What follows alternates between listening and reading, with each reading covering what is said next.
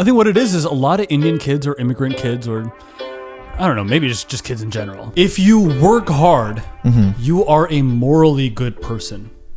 That is like a philosophy that is like in our DNA. I don't know, where did that come from for you? I want to say I leaned more towards I want to take over the world. Fortune favors the bold, and I would argue that there are few people I've met who have been bolder than Anuj. A year after working with me as a coaching client, Anuj dropped all his other prospects to move to Minnesota and come work with me directly. Since that time, we've done several action videography shoots, even solo skydives, and he's been an instrumental part of growing the Captain Sinbad brand the last 2 years. Aside from that, he's documented amazing filmmaking efforts on his own YouTube channel, Concept New Era, where he's motorcycled, climbed mountains, and droned in some remarkable places. In this episode, we discuss the difference between taking the right action and the true action, what it means to gain experience, and how divorce can affect a person's family. But more than anything, this is the story of a young man hungry for success and his climb to the top.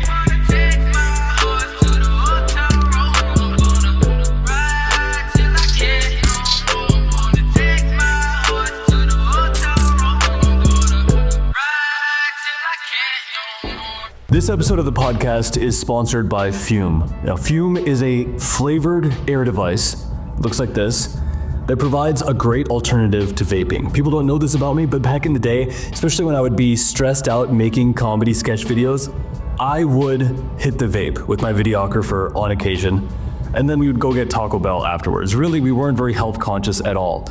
And so getting access to a device like this years later really reminds me of those days. But the amazing thing about Fume is that it doesn't have any nicotine, it isn't toxic to your lungs, it's a perfectly healthy alternative to habits like vaping.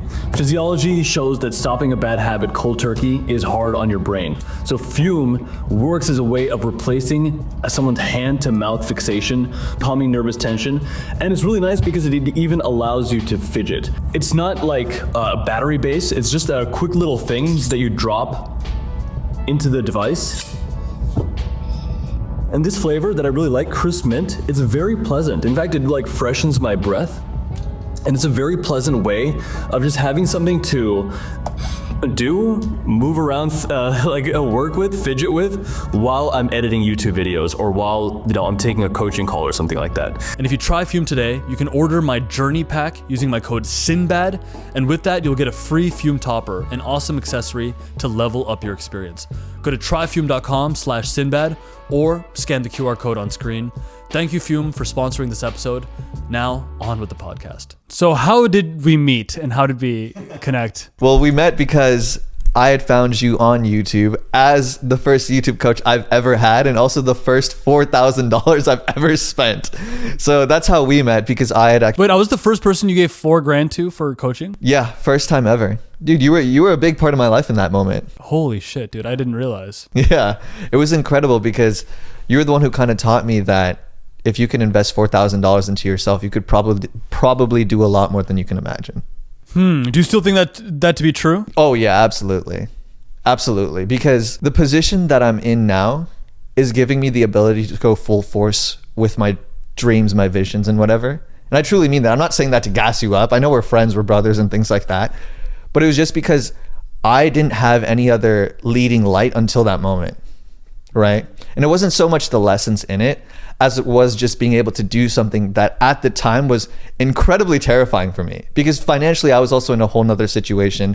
My life had no direction at the time, right? I was just kind of shooting in the dark. And that was, well, I do have the capability. You guys know me as someone who just kind of like goes forth. But going forth is a scary thing when it's into the unknown, you know? So were you scared in that season of your life? Around the time you first met me? Yeah, I think so. A little bit, because I just didn't know what to do and how it would turn out. I knew it would work out, which is kind of weird, right? I knew I had the faith, I knew I had the mentality, but I didn't know if I had the skill set or like the endurance at the time, right? I just knew I would have to figure it out. That's right, yeah. Right. So it ends up being true. I mean, I don't spend as much time with you now. Yeah. But I think you're starting to refine yourself, is the sense I get. Absolutely. Because I know, like, in the beginning, I think you do have to be a raging fire, right? Because you just don't know where to like let out your energy, where to put those efforts in, right? And so I had to find in the first place anyways what I was able to like, you know, basically grasp. And so when I came to you way back in June 2023, I was finally getting like a grasp of what I might be actually aiming for, because I started a YouTube channel. It was a filmmaking YouTube channel. Yeah. But then when I came to you, I knew I didn't want to just make camera videos for the rest of my life. I wasn't going to be like, oh yeah, this 85 millimeter lens is so sick. Like there's only so many 85 millimeter lens and there's only so many improvements, right? And it's not interesting anymore, right? And then when I came to you, you taught me storytelling. I thought I wanted to just share my stories, but then you taught me how to actually make them something that can help someone, right? And then I learned from that maybe I actually do like self-improvement. And then I got introduced to like Red Pill. At the time, Red Pill was like a super popular thing, right? Red Pill, there was a bunch of like philosophies with Chris Williamson coming up at the time. I was listening to Bader's Kulian and all these basically business gurus and also like these like self-improvement gurus.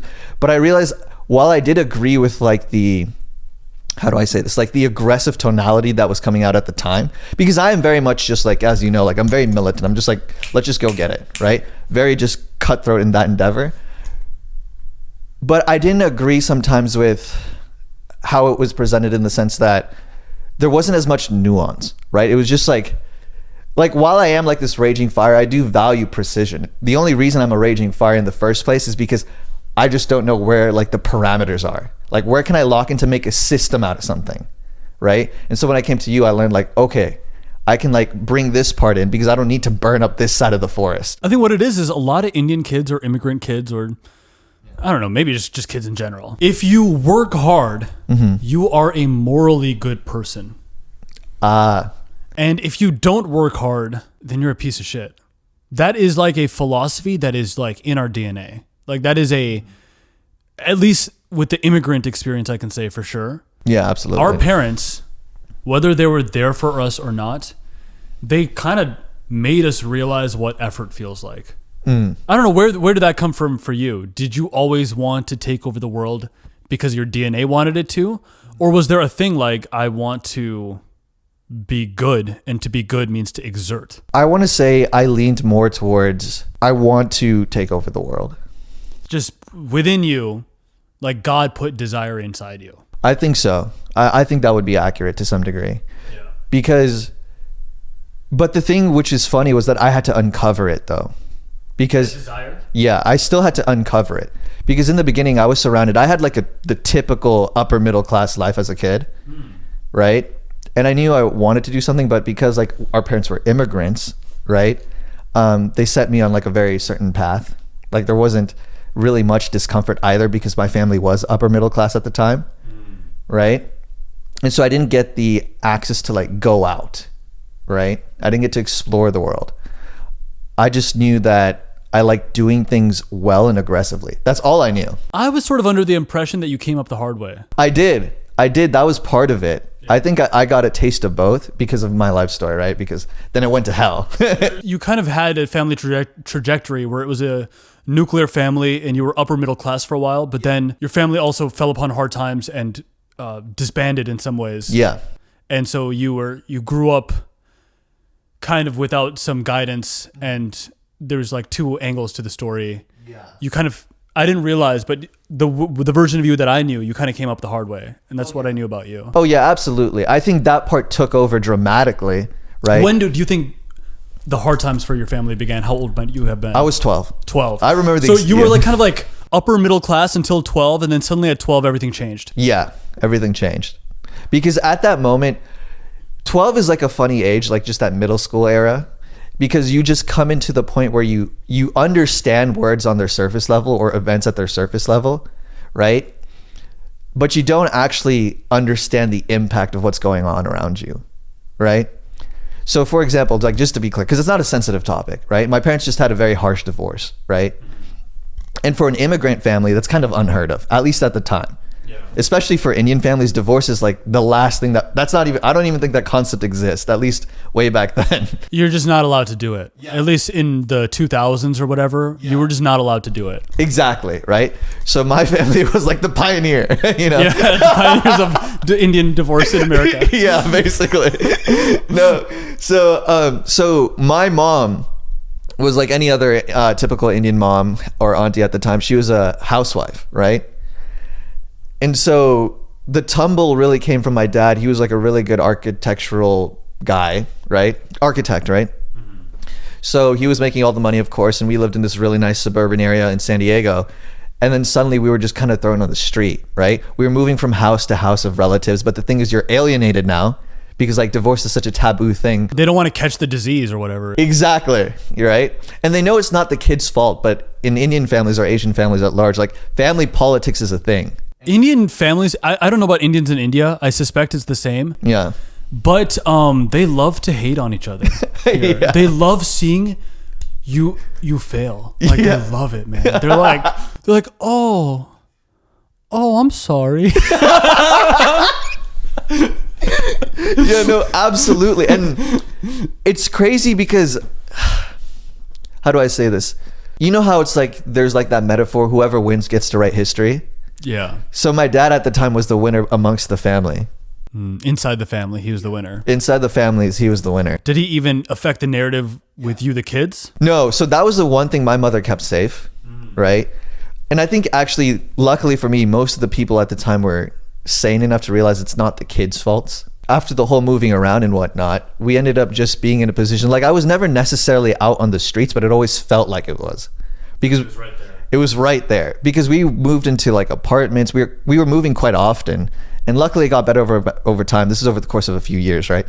Because my mom, instead of being a housewife, she created her own business. And now in San Diego, in the Indian community, she's very well respected. Yeah. But at the time, she had to ask for a lot of help and things like that, right? Yeah. And luckily we had some good friends at the time that would help us out. But as a 12-year-old boy who's the oldest of 3 brothers, right? And you know, being a father or being the man of the house is a big deal. It is. Right? Yeah. And so for me, I was like, I knew I had to do something, but I couldn't do anything at all. And I think for at least a kid at that age who's a guy, right? Yeah. That was devastating. It wasn't even terrifying. It was just devastating, right? Because the only thing I could do was try to figure things out and just realize I didn't get it. Like, you think that's where we were talking about desire before this? Yeah. Do you think that's when things really took off for you? Like, I got to do something. I got to be something. I got to take care of my family. Yes, absolutely. But here's like the other funny part was that all I did was sleep all day.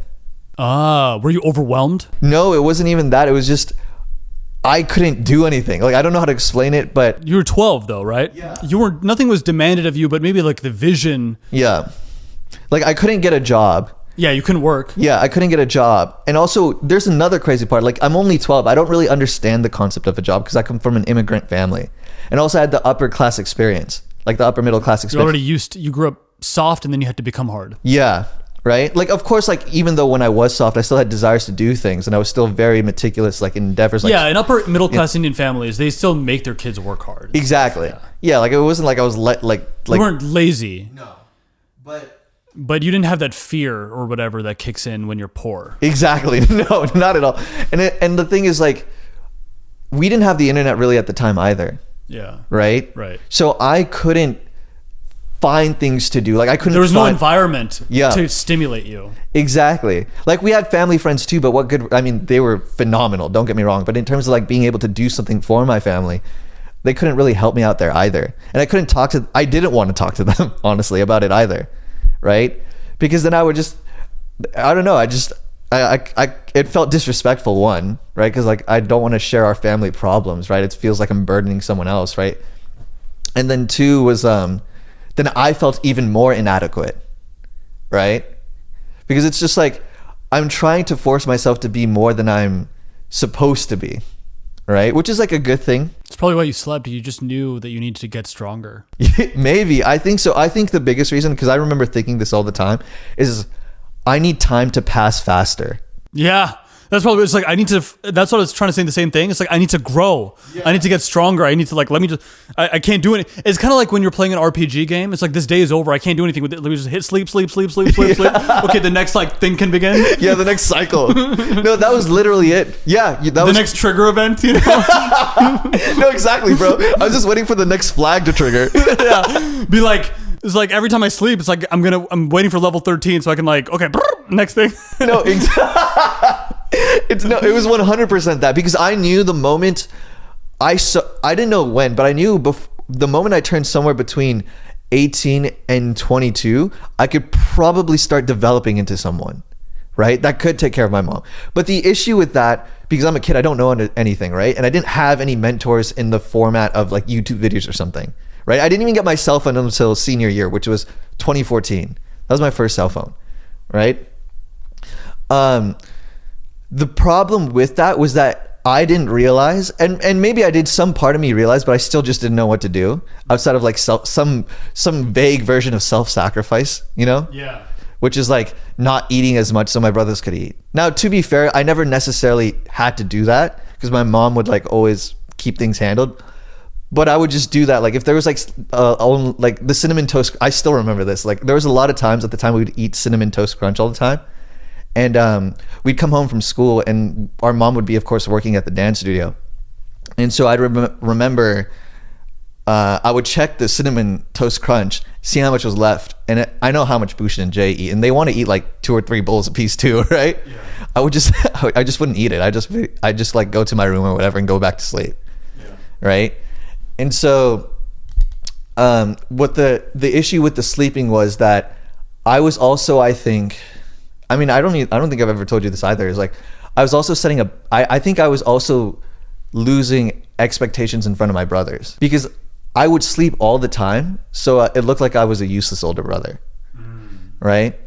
Or maybe to my mom, I don't know, I don't think she thinks this because she kind of saw like the overarching picture over time. Yeah. which was that like I think I came off as useless at first, you know. So I don't know. It's interesting because I was able to speed up and I was able to help a lot. Like in my mind, I was able to speed up, right? I was able to get through it. And I didn't go through like depression or anxiety or whatever, right? There was a deep emptiness, that's for sure, right? And a lot of like, I felt like a strong vengeance coming, like building over time, right? Against the world at large. I think in that process, like as a kid, I didn't realize, right? Because I was in such a hurry to get to an elder age. I probably set some bad expectations or like just a bad perception of me that still I think sticks to this day. Really? Yeah. They still see you as the kid who sleeps all day? No, but I think like there's like this lag of how they respect me sometimes, right? Do you think they doubt you? No. Or doubt where you're at right now? I think my mom does because she's a mother. I think one of my brothers does because it doesn't seem like I'm reliable. And then the other brother, actually, it's funny enough, he's the one who has the most faith in me. Yeah. So it's this weird, interesting place that I'm in. I've actually made it like a resolve of mine to speak to my brothers more about those sorts of things because we had that conversation with our father.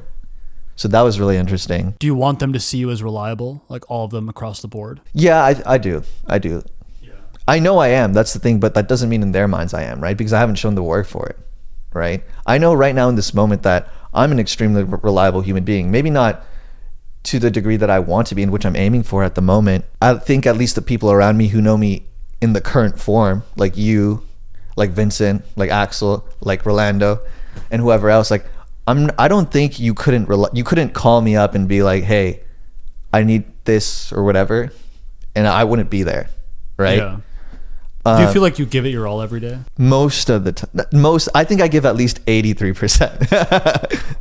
Because I don't think I could. Giving my all is kind of like a range. Do you give your all based on what you're capable of? Mm-hmm. Maybe that's a tough question to ask because we have demands of ourselves that we can't always live up to. Yeah. Do you feel like you go hard as fuck, and if you don't, you hate yourself? Yes. No hesitation. Yes, absolutely. And is it like a consistent meter that's running in your mind? Yeah, it's always there. The invisible meter's always there. Yeah. Yeah.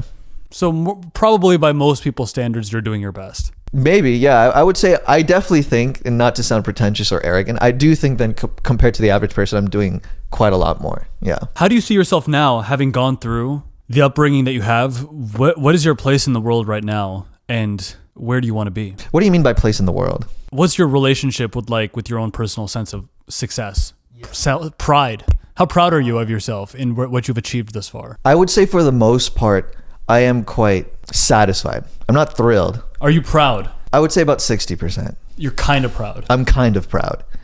But the only reason for that is because I realize I'm still in some sort of apprenticeship, right? In terms of the endeavors that I'm going for. I think I'm becoming less and less of a student and more of a true explorer. Maybe not a master just yet, but someone who's able to take the concepts, the systems, or whatever that he's learned and applying that to the world and making an impact that actually comes back in results, right? So I think I've reached that point. Like I can teach someone, to make it more literal, I can teach someone a little bit of social media and make sure they get money back. Like I can do that. Yeah, I'm proud of myself because I've learned, but I haven't really accomplished too much. You think you trust what's going to happen? Yeah. You trust yourself to know that like you're going to make the map. Like you're going to shape the environment to your own liking. Do you think you are inevitable? Like Thanos said that about himself? Yeah, absolutely. And I don't say that. I know it's like so easy, I think, for ambitious people to say that. I almost say that with a little bit of fear, you know? Why? Because I know the things, it's the same thing with the marathon that I have to run in a year and then the Ironman I have to do in 3 to 5 years. I know it's inevitable. It's absolutely going to happen. But the things that are going to happen while getting there are probably going to be quite difficult. Like they're going to be, in some ways I dread it because I know I'm going to go through the pain and the suffering, whatever that may be, to make sure it happens, right? So for example, you know, let's say I make 3 million. I'm just throwing out a number right now, right? Let's say I make 3 million while building a certain type of business, right? And then for whatever reason, I lose all 3 million. And then I'm back into this position where I might've been like even a year ago where I didn't know where my money was going to come. And it might not, and I didn't even know where, like I was even able to get, like at the time a year ago, $1,000, right? So when I come from that scale of 3 million to now trying to figure out how to make 1,000 again, like I'm pretty sure that's going to happen. Not because I want it to happen, but like something of that level is going to occur to me to get to I don't know about that. I don't know if we can predict our level of calamity or success. Why do you think that? Unless you're Paul Atreides, like your field of view is limited, you know? There's only so much you can really see. But sometimes the intuition really tells you what's going to happen next. I think it's only the reason I ask is only this year and perhaps this fall where I have fully come to realize, like without any doubt in my mind, that I am inevitable. Brother, let's go. I was like, oh, you know, there's times where I can look around and see what I've done and see what I've done.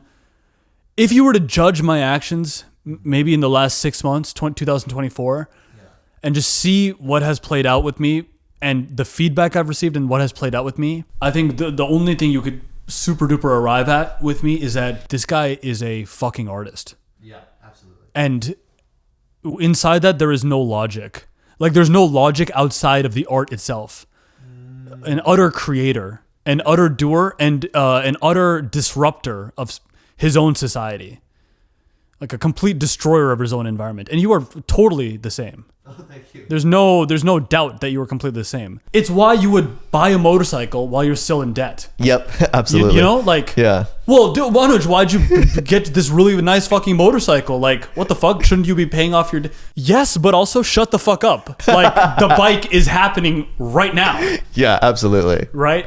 Yeah. And I think to anyone outside of that, it would seem like total madness.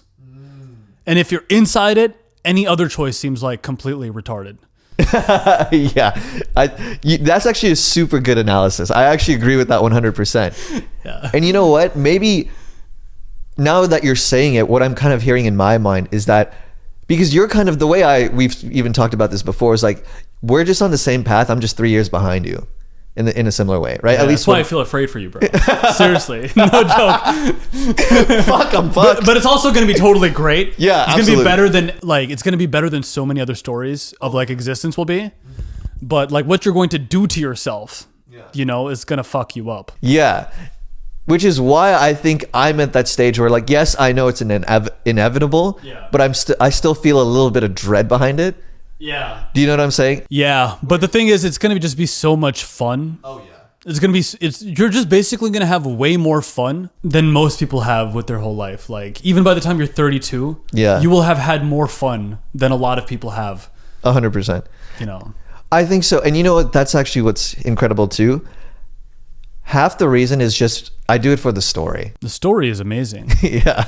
It's one of the few philosophies that actually keeps me going when I'm like going through something quite painful. This is one of those strange podcasts where Anuj and I know each other so well that sometimes we end up talking in bro code. Yeah. But to like break it down for the audience, essentially the segment is about the path of the artist. And there are decisions in life that we make that are from an external logic. And making those decisions is super, super important. It's so important to make decisions from external logic. Yeah. When I first got a Salesforce job, or even when I kept that Salesforce job for, I want to say 4 years into my YouTube channel, everyone thought I was crazy for keeping this job. And they're like, just quit your job sooner, like, you know, go into YouTube full time. Whatever. So many decisions I made that are like the logic of it was a pragmatic, it was like the Indian dad influence in me. Do the safe thing. That was an external logic. I'm so glad I did that. I wouldn't have been able to like buy a house if I didn't have that job. Exactly. Then there's also internal logic. That's the path of the artist. That's like God whispering to you from within. Do this now. Do this fucking thing now. Get the motorcycle now. In a way, that's actually much more important to listen to.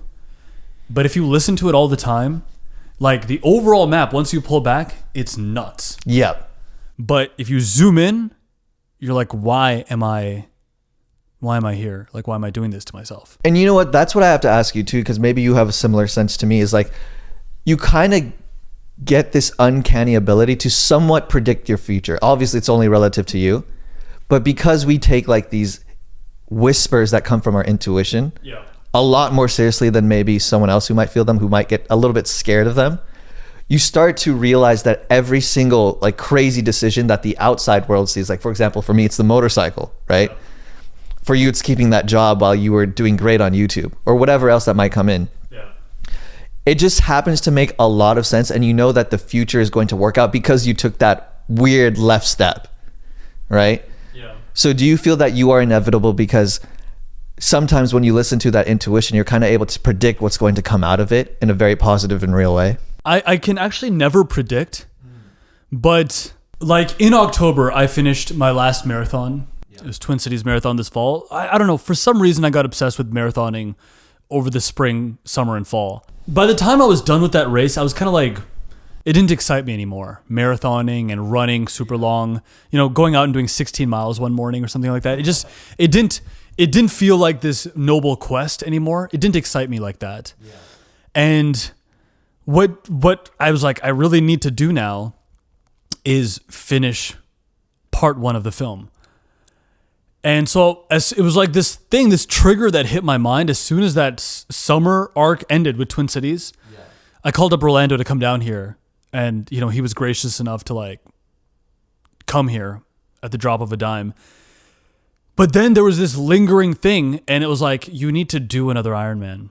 Like, make a second attempt at the Ironman. You just need to. Yeah. And I couldn't shake this thought out of my head. It's like, why? It doesn't have anything to do with anything. It has nothing to do with anything. And I like, you know, like an Ironman race, it's $3,000 straight up. Like, you got to be ready to pay that, just in terms of the entry fee and then transport and Airbnb and stuff like that. Yeah. I just couldn't shake the fact that I was fully meant to do it. And these things, they just like subtly connect because which I ended up DNFing that race off a flat tire. Yeah. But that journey, like, it made me this truly like, damn dude, a sick fucking swimmer. Yeah. I didn't tell you the breakdown of what happened in that race, But Florida water, I picked that race because Florida water tends to be warm and comfortable. Yeah. And it was 60 degrees that day. So as soon as people got in the waters, it looked like Saving Private Ryan. It looked like a war scene where people were just like when I was swimming in my first attempt in Madison, Wisconsin, everyone was just like, ah, like all these like fat people were like, ah, I'm swimming, you know, they're like all happy. And I was the only one who couldn't swim that well. I was literally the very last swimmer at Wisconsin. But in Florida, all these perfectly confident, capable people were like drowning in the water, dude, holding onto the kayaks immediately. 100 people DNF'd in the water right away. Really? Yeah, and like swimmer looking people because the water was pretty cold. Yeah. And then the course is an M, so you have to take 6 or 7 turns to get, you're like confused, you don't know where to go. Half the time I was like swimming off into the distance, then I would have to come back. But the thing is, I became such a strong swimmer. I was the very last one in the water. Yeah. Like literally, because I was just the very last one in the water and was trying to get past people. Yeah. What happened is I forgot my goggles the morning of. And so I had to wait. My girlfriend like luckily came to save the day and she got me some goggles in the last moment. And then I was like, okay, got the goggles, like put them on, got in the water, last dude in the water. But then I was like powering past people and like I was like bumping into people who were like drowning. And I was like trying to get past them. This is all to say that I went through a transformation that was successful. Yeah. Because I survived a very, very difficult swim. The last one in the water, being held by all these people who were like drowning in front of me and like holding onto kayaks and stuff. I somehow got around them and still finished in 1 hour and 4 minutes, you know? Crazy. Yeah. You know, and that's 1.2 miles. Yeah. Suddenly, I would say that's like past a certain level of proficiency in swimming. Oh, absolutely. I mean, as far as even I know you, because I know the history. You know the history. Like Anuj was in the water for me, like with from day one. Mm-hmm. That I can do like 80 laps in a pool in 40 minutes. You know. That's wow, brother. That was the transformation that I went through in the fall. Mm-hmm. One of the guys I met during that race, I didn't realize how useful and interesting and cool he was. He ended up loaning me his bike, which I flat tired and then just completely fucked up during the race. And then, like, he has been an asset to me. He's like helping me find people in London to work on the second part of the film. Oh, wow. It's like a genuine connect. Mm-hmm. I could not have predicted that, but this whole thing inside me was telling me to like do this race. Yeah. And it's like literally definitively telling me what to do next. So like I think maybe the voice is getting stronger or something. I think so. I think that makes a lot of sense because like there's this, I'm sure I've really hooked onto this idea recently, which is expanding your surface area of luck. Yeah. But then my take on it is that when you listen to your intuition, the thing that we're talking about, right, which you so clearly explained to the people because we just talking bro code too much. I think when you follow those intuitions that we're talking about, those whispers, what ends up happening is you increase your surface area of luck for the endeavor that you're aiming for. Yeah. Right. It's more, but it's weird where it comes from. Exactly. Because like, for example, the motorcycle stuff, right?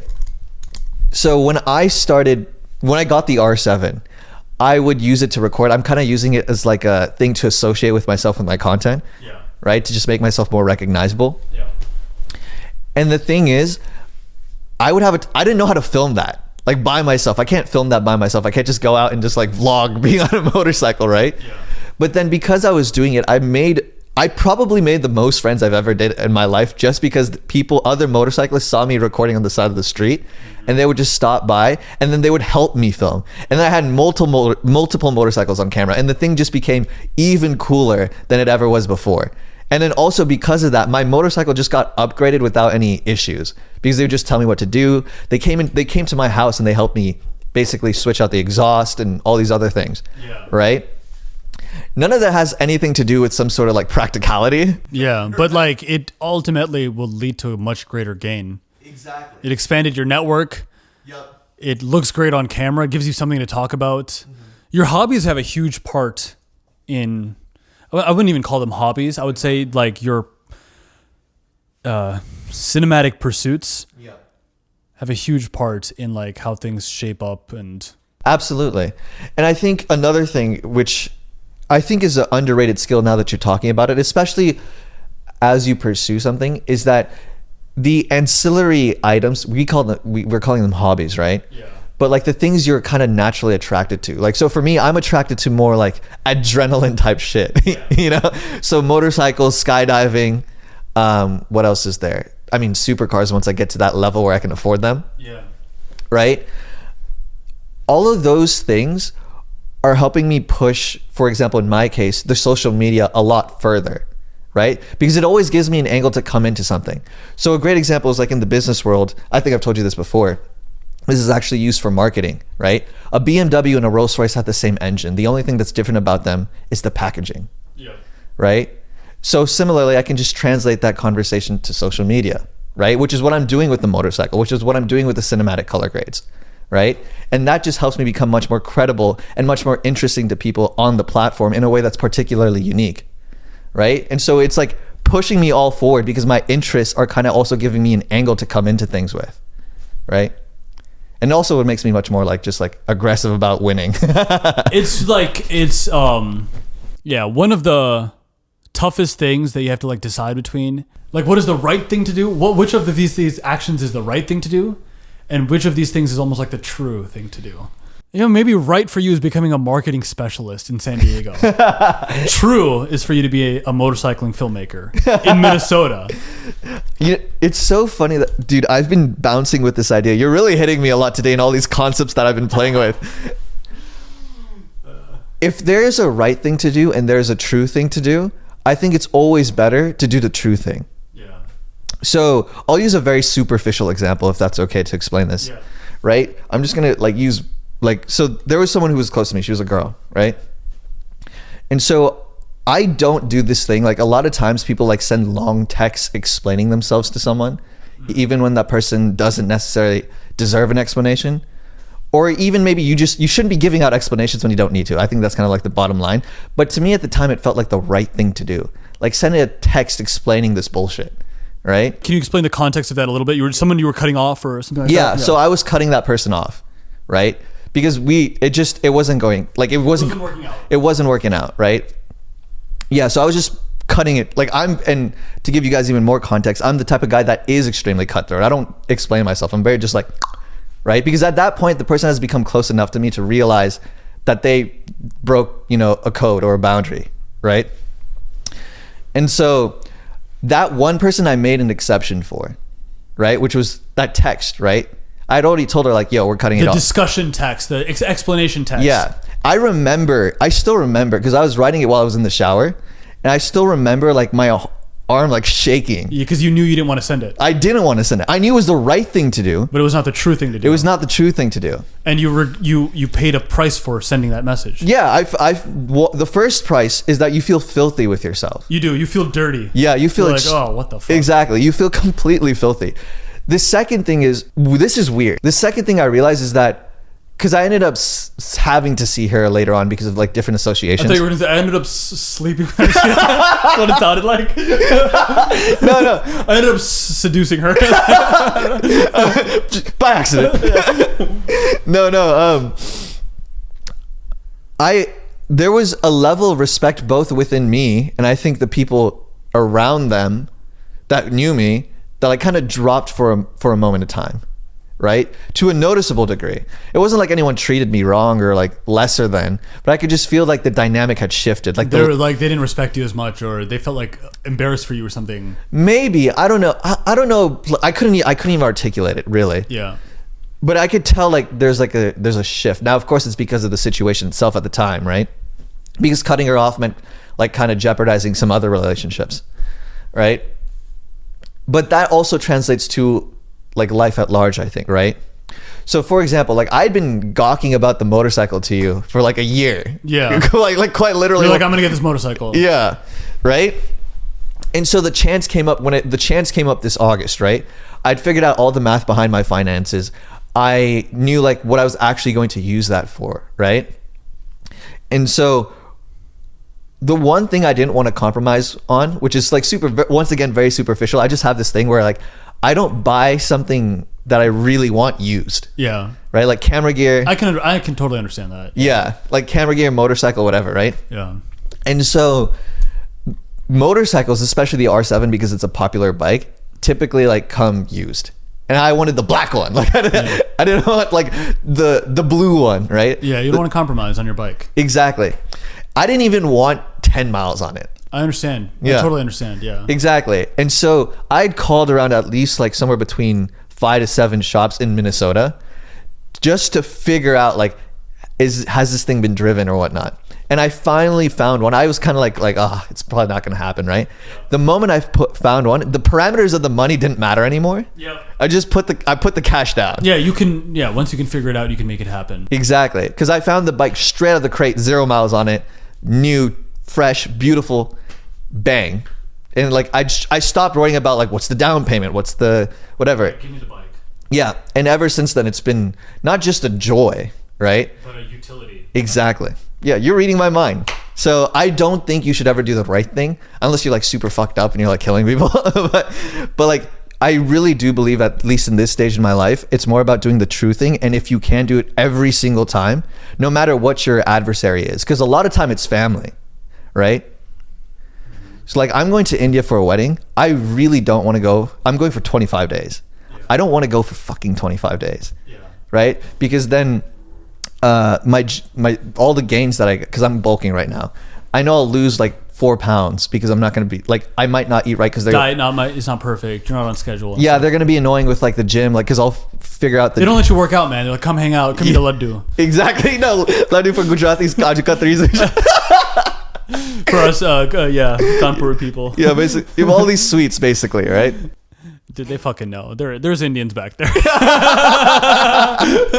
Respect. Respect. Bale bale. Bale bale. Salam. Namaste. Namaste. Exactly. But basically, a lot of times they're your family, right? So I know I'm actually like mentally prepping myself for this, which is kind of hilarious. I'm getting like quite aggressive with my nose. Like even over the phone just the other day, I was telling my mom, I'm not going anywhere. If we're like doing some trip to the safari, I'm not going. I don't care about the lions are actually kind of cool. Yeah. Don't let me go. But if it's like, if I don't get like my gym workout in, I'm not going. Yeah. Right. And I'm not eating. I love paneer tikka masala. I love batakana shak and all this stuff. Yeah.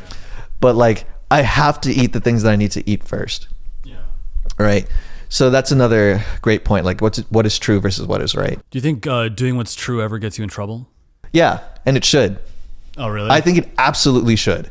Right? Because if you don't get in trouble, one, you don't have a story to tell. Yeah. The second reason is because you will not find your own unique path if you don't start getting in trouble. Because the whole thing is like something can't be really carved out unless you figure out what it's getting called out for. What is it being recognized for? And trouble is a great indicator for that. Right? So, I mean, a very simple example of this is like, once again, it's pretty superficial, but it like speaks to a larger concept, which is like with the motorcycle, dude. I really shouldn't be saying this, but like I did a few nights because I was like on a high with the motorcycle, and I was with some friends. Their bikes are way more powerful than mine. What's the cylinders on a? So mine is like a 2-liter bike. It's a 700cc. Oh, that's still pretty good. Yeah. It's not slow by any means. No, it's not slow by any means, but it's not as powerful as it should be because it's only 2 liters versus 4. Oh, okay. Right? So like most bikes at like the 600, 700cc, as far as I understand, can go to like 150 like that. Right? Mine like kind of maxes out at 110 unless you're going down like a hill. I think that's totally okay, Anuj. I think 110 should be sufficient. No. I don't know, dude. The most I ever cranked out was like 80, and I was like, whoa. No, so that's what, so like, oh, what's it called? And that's where I was going with this. Was like, it was like 2 a.m. It was one of those 2 a.m. nights, right? Yeah. The highways in Minneapolis, they're super wide, they're super beautiful, especially at night when there's no one on there. And I was just blasting it all the way home. 30 minutes home at 110, 115. Wow, sounds really fun. Right? Sounds scary as hell. It was, especially at night, because I just got a tinted visor too. Oh, so you can see. So I couldn't see. Like, you get used to it and you start to be able to see. Bro, that's nuts. That's actually nuts. I can't believe what you're just saying. No, and then you get to a point where you get so used to it where it's like one arm is on the accelerator. Sorry, my right arm's on the accelerator and my left hand's like on my hip. Oh, you're doing that whole pose? Yeah, like I'm doing, like, because you're cruising at 110. It's not like you're speeding at 110 anymore. When you're doing that for like... See, this is why I was against you getting a bike. I was like, this is not a good idea. This guy like trips over shit all the time. I was like, I do not fucking trust this. When I saw that he went to San Diego and that's when he got his license, I was like, I was hoping this would happen after my time because I don't want his mom thinking that I'm responsible. Nah, dude. Neha knew that was coming like years before. I know, we all did. Now, this sounds like such an extreme example. I could have totally been going the speed limit. Yeah. But like if I hadn't experienced the 110 on the motorcycle, like just cruising that night, I don't think I would be as inspired to go out and create the way that I do, which is like, you know, those like cinematic action sort of shots and like just these kind of Red Bull sort of takes. Yeah. But then putting that into a format that's like, how do I say this? Like almost like social media, like Instagram personal branding, right? It's a part of your purpose to know what it feels like to go that fast. Exactly. It's not a part of my purpose. That's the only reason I've never done it. No. It's the same reason. Similarly, if I switch it back on you, I'm not running 13 marathons. I'm going to run one and do it really well. Yeah. Maybe two because I might not do well for whatever the first time. I'm going to do the Ironman. I'm not going to fucking do like 3 that you are. I'm going to do one and like do it like pretty okay, pretty average, and just know that I can fucking do it. Yeah, just know that you can do it. Exactly, right? Whereas for you, it's like you have like... I'm like, this is something I got to do. Exactly. So it's like we kind of trade off in that arena. So it's you know, each to their own, but like I said, your story is incredible. Mine will become even more incredible as like, what, dude, once I get my hands on a supercar or a Panigale, dude, it's game over. Yeah, it's weird. Like I just don't care about that stuff, but maybe there's stuff, I don't know. Do you want to make a movie? No. You don't, right? No. That's all I want to do. Where do people find what's true in that? And does every season of your life have something that's true? Or are there seasons of your life where the muse is simply not there at all? I think it has to start where the muse is not there at all. It has to start there? Yeah. Because what ends up happening is you have to try so many things and then you have to find what you are particularly attracted to, right? Sometimes it's almost just a matter of environment and space. Dude, I can't imagine a single period in my entire life Really? where the muse was not there. Damn, dude. Rolando, has the muse ever not been there for you? And what is your muse that's always been there if you had to give it one thing? While he's thinking, can I make a point here? Yeah. See, like, so I understand, because I understand what angle you're taking with this, right? Yeah. So just to clarify my point even more, I think, of course, we all have the feeling, right, that directs us toward a muse. But now that we're kind of describing the muse as something physical, I think you need to go out for that still. Like you still have to go out and find it. I had a calling too the whole time. Because then if I'm talking about that, then it would be like the breakdancing. It started with basketball, right? It wasn't basketball at first, but it started with basketball. Then it became b-boying, which is like breakdancing. And that became choreography. Yeah, people don't know this about Anuj. He's like crazy breakdancer in college. And sometimes he'll still just randomly bust out a move. I'll see if I can cut in a clip here, but over the summer we were trying to film something for me, and he just like, against like a sunray shadow, he just like did this little move. He's always doing, so it was basketball, breakdancing. And then it was like choreography, like hip-hop choreography. Yeah. Dance was a big part of it. Dance was a huge part of it, right? Because the thing is, the muse becomes much more apparent over time. It's not something like, maybe for you it was so like the frame was very clear, right? Well, even for Rolando, what I was getting at with him is, people don't know this about Rolando, but he went to like Stella Adler Conservatory. Oh, wow. Which is like hard to get into. Yeah. And it's like only serious actors do that. Basically, if you do something like that, you are an actor. Yeah. And also, Rolando's like the ultimate romantic. So like I'm sure his muse has often been love. And love probably directed towards a specific person. Yeah, okay. Like love, like he finds that thing. And then also like friendship. So it's been people, it's been romance, it's been dancing in the rain, it's been acting, it's been that stage play he's been doing. There's always been a direct muse, but I think maybe I wasn't asking the question in a way that he understood fully. Okay, I see. Yeah. I mean, not to speak for him, but Rolando has never been without the muse. Yeah. Okay, because then, yes, I agree with you. Yeah, you've always had the muse. Yeah, maybe when you were 12, you didn't have the muse. Maybe that's the one time. And you're like, let me sleep through this lack of museness. No, actually, because I was still breakdancing at the time. Oh, really? So you've always had the muse? Yeah, I've always had the muse, but my feeling was always like very aggressive. Like we talked about, to circle it back all the way in the beginning. Like I've always kind of had this like desire to be like aggressive and go after whatever I want, right? That was breakdancing, which ironically started at 12. You just got to see things and wonder about them directly. Mm-hmm. And like, why am I gravitating towards this thing? What is this thing here? Yeah. And then also some of the dreams that you are chasing. And now I'm talking directly to the audience, even though I don't have so many things figured out or whatnot, but fuck it, no disclaimers, right? Like no disclaimers. One thing I wish I did more in my LA years, when I moved to Los Angeles, I was chasing the muse. But I was so obsessed with my one muse, which was Hollywood, that I could not appreciate all these little mini arcs that were surrounding me in that city. Yeah. And I couldn't respect these little things as much. And that's the other thing, you know. Sometimes I love King Arthur. I love King Arthur and that narrative so much because Vortigern, he gives him this line. He's like, you were deprived of all of the privilege from your lineage, and yet, even in the concrete, you grew. And how did King Arthur grow? Like, because he noticed in the concrete, in the streets of Londinium, it's like, oh, this black kid, he can be my friend. We can steal together. That's the Muse, actually. I mean, even though it's like thievery in a fantasy universe, but like, that's the Muse. Okay, this is my new friend. Friendship. Okay, the Muse.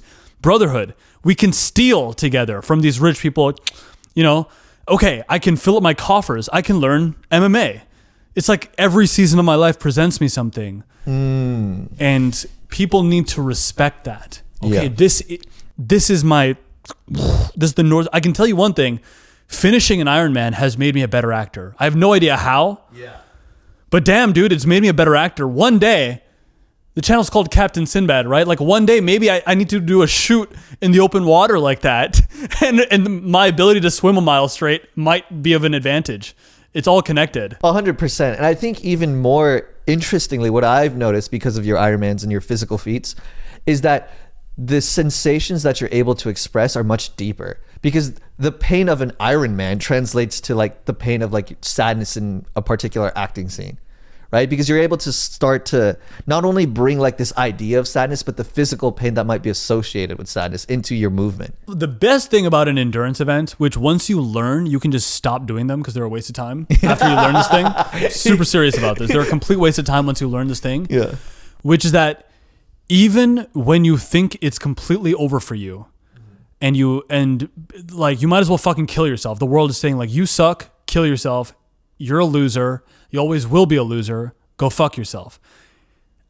Even through, and the whole feeling is like, I might as well die because there's nothing left for me. Yeah. You can go for another 100 miles after that. I fucking love that.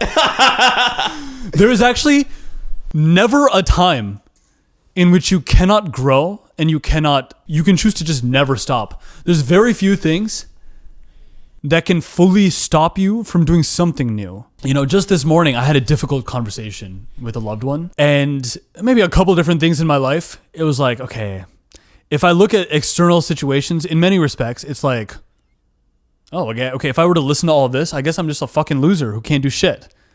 And then I went to the gym, I hit overhead press, and I got one more rep than I did last week. Yeah. And that's all I need to know. I was like, okay, I did it for 5 last week. This week I did it for 6. That's all I need to know about my life. Like, it's not over. I did 1 extra lap in the pool, even though I was this like dude who can never swim. All I achieved this week is that instead of doing 10 laps without taking a break, I did 20 laps without taking a break. That's all I need to know about my existence. It's not over. You know, that's such a beautiful thing that you're saying, because not to bring it back to me, of course, bring it back to you. But to like relate to exactly what you're saying. We talked about like how I wanted to sleep through it all to speed up to the part where I can actually do something about something. Of course, like during the waking hours, there'd be some things that just, you know, were not very good for a 12-year-old or even a 15 or 18-year-old, right? And it was funny because what sleeping and then waking up taught me was exactly that, which is I'm still alive. Yeah. And I still use that metric to this day. Yeah, dude, you know what's really important? Yeah. Never fucking kill yourself. No, seriously. No, seriously. It's super important. Yeah. That, and if you can help it, never get out of shape. Or if you're out of shape, get in shape. Exactly. Never kill yourself and never get out of shape. Yeah. Because you can always be ready for when that next opportunity comes. It will come, whatever it might be. That Muse, at some point, things will line up where you can conquer the Muse and hold on to it for a period of time. Yeah.